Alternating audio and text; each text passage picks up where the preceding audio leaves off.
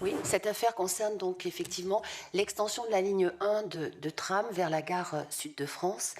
Les écologistes se sont battus contre la création de cette gare, car elle arrive 30 ans trop tôt, alors qu'elle n'aurait vraiment de sens qu'à la livraison de la ligne nouvelle Montpellier-Perpignan.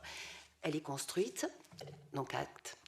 Nous rappelons toujours l'objectif que nous devons nous fixer à gare supplémentaire, train supplémentaire. Or, la SNCF a rajouté quelques trains, mais surtout, elle a fait basculer les trains de Saint-Roch à Sud de France. Et c'est un très gros point de vigilance que nous souhaitons faire.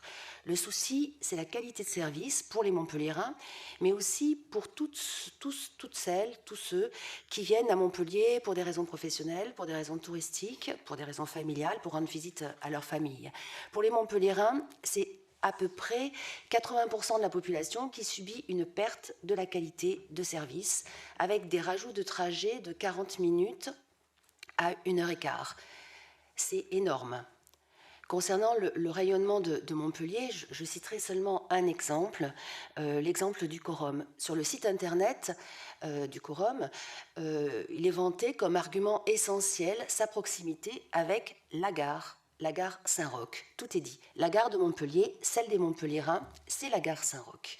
À l'heure où l'urgence climatique nous oblige, à l'heure où les trajets en avion de moins de 4 heures qui ont des alternatives ferroviaires sont remis en question, il est nécessaire, il est primordial de maintenir les trajets les plus courts possibles en train. Alors oui, nous voterons pour la modification du PLU, mais l'urgence n'est pas à l'extension de la ligne 1 vers la gare sud de France. Nous avons 30 ans pour le faire. Quand la ligne nouvelle Montpellier-Perpignan sera, nous l'espérons, sera terminée. L'urgence est d'obtenir de la SNCF le retour et le maintien des trains à la gare Saint-Roch. Je vous remercie, Monsieur le Président.